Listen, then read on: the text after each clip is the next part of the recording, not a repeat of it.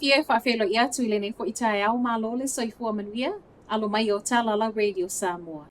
I tala tomua, o le a whaatupe tangata au kilani le whaalelei au nanga tau i le suawai, le whaapesilia ma le tasi piliona, walua i lunga lo na tau. A matamaila sa mua i ulai o le alua i lunga pili o le suawai mo au kilani, ma o se siitanga i o whaatupe le se fulu tolu tesi tasi lua piliona, tau o polo keti mo ngā luenga whaaleleia. I fuanga na whaelo mai ana nafi, o loo tau mai ai le pulengo le suawai au kilani le wore kea, e tasi a whele au whae o polo keti whaia i tutono le isi se fulu tausanga o iluma. Ina ia mauti no ai o loo le lei ma lava tā pena puna o a mo le suawai mau o le ai. O le polo keti tele o polo keti nei o le toi whaia lea o le hui a water treatment plant i Waitakere, lea ua whanga i lunga lo na ta. Mai le wha se lau lua se fulu miliona i le tasi tesi tasi lua piliona.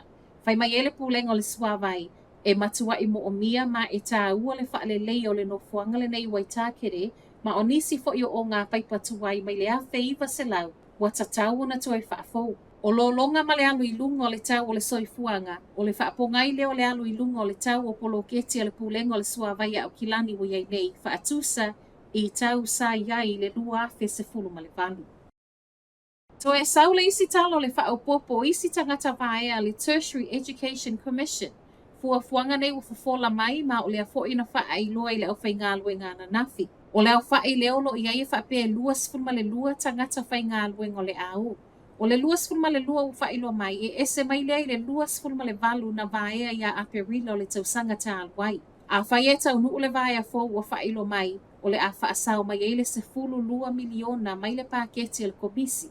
O se tasile nei o vaea fe so o ta i fuanga le malo le e tūli e matanga luenga ma pūlenga ese o loo i lalo lana wha malunga tupe whaasau.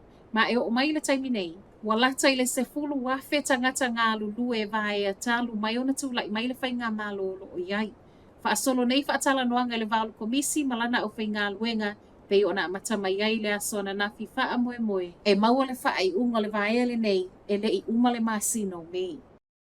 Wa ave e sea mai le lola le a onga le ingo le tamai titi le ana ia wha o manua i whai a onga a o iai le a onga i kalai estete le vai aso tā alwai. O le aso lulu na te anei le ana tupu ai le oso wha inga le nei le ana wha o li mai le tamai titi a onga o lo i vasenga i vai whai a onga i to alua. Wha onga ai le se le ulu. Na wha malolo le tu mawai le o lo tu ua ia mai le a onga ai wha asolo su isuenga. Mai to tono le vai aso o whaia whaatala noanga ma su enga whaatasi ma le a inga o le tamai titi a onga. Wa sa waile wha ai unga le a onga o le a wha malo lo tu mau. Mai le pūlengo le a onga ona e le ma whaio na tūli se tamai titi e lalo mai o le se fulu wono tau sanga le matua o lona winga pau le wha ai unga o le ave ese o lona ingoa ma le lola. Ai tau ma whai le a onga male matanga luenga wa onga i sa ili se isi a onga fowe ave i ai ma a whai ai le maua. O lona wingo le ato e fo i mai. O le tamai titi a onga watu ua ia, o le ua molia nei ma e tūlai i luma o le whaamisinonga o tupulanga talavou i le masina fou. O lo o whaau au pia fo i aso livi o whai a onga lea na mani nua. Mo le ulua i taimi wasili ai ma le 5 afe tone le tele o Jerry whaatau watu i whafua ni usila.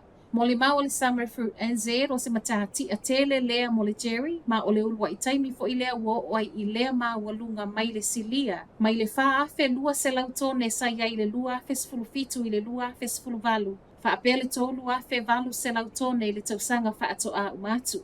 Mai fe whaata wa ingo le nei tausanga, wa sa waile tusa ma le se lau lua sfulu ma le wha miliona tupe maua mo New Zealand. O Taiwan lea o loo alu i aile tele o Jerry whaatau watu i whafua New Zealand. Tusa lea, ma le whaasfulu ma le ono pasene o loa whaatau watu i whafua i le masino Februari, so o ai masaina. O le tele o le Jerry ma ua mō maketi i whafua o le nei tausanga, o lea na sau mai Hawke's Bay ma Marlborough. Tala whaai ultai au. To e li liu le whaalele mai Los Angeles i Amerika aluanga i Shanghai, ona na ngalo le tusi fo lau le pailati.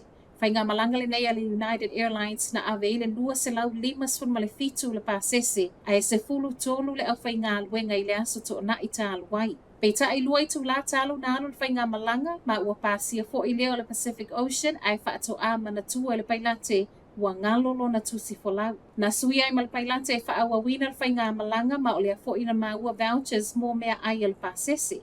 Tau nuu manuia le whainga malanga I Shanghai le tai au le asunga fua ma e ono I tula lea na wha atua iai. O tala nala Radio Samoa, manuia le tai au.